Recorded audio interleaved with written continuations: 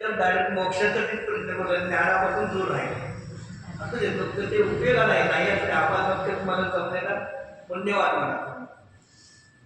तिथे आचार्य सांगतात की तिथे सम्यक ज्ञान का झालं, तर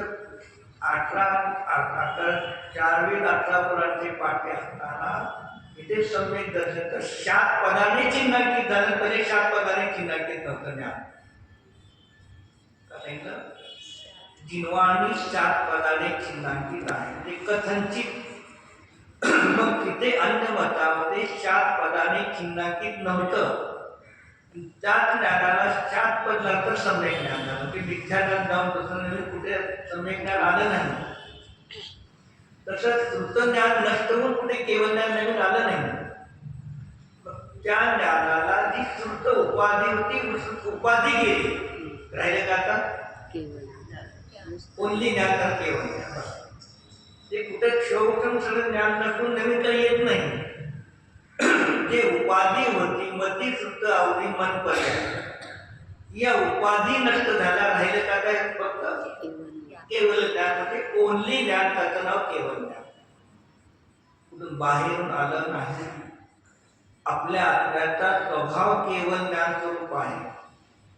आपल्या आत्म्यामध्ये केवळ ज्ञान गुण आहे आणि आपल्या आत्म्यामध्ये केवळ ज्ञान कारण पर्याय आहे. आता आपल्यामध्ये काय आहे? केवळ ज्ञान आत्म्याचा स्वभाव आहे, प्रगट. केवळ ज्ञान गुण प्रगट आहे आणि केवळ ज्ञान गुणाची, केवळ ज्ञान द्रव्याची कारण केवळ ज्ञान पर्याय प्रगट आहे. तिन्ही कारण रूपाने केवळ ज्ञान स्वरूप आहोत. पण कार्यामध्ये मतीश्रुत ज्ञान आहे.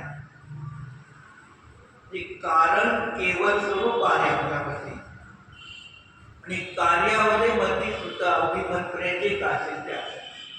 हे उपाधी हटते, विशेषण हटतं. विशेषण उपाधी हटलं तर राहिलं काय? विशेष राहिलं एक केवळ ज्ञान मात्र. म्हणजे जिथे उपाधी संपल्या तिथेच काय झालं? श्रुत ज्ञान होतं. श्रुत उपाधी हटली, फक्त एक ज्ञान राहिलं.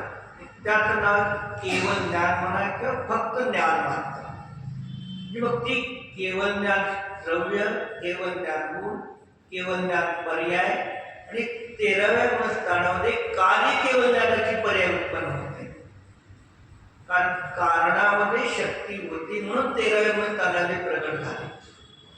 आणि आता कारणामध्ये जर शक्ती नसेल तर 13व्या गुणस्थानाने प्रगट होत नाही.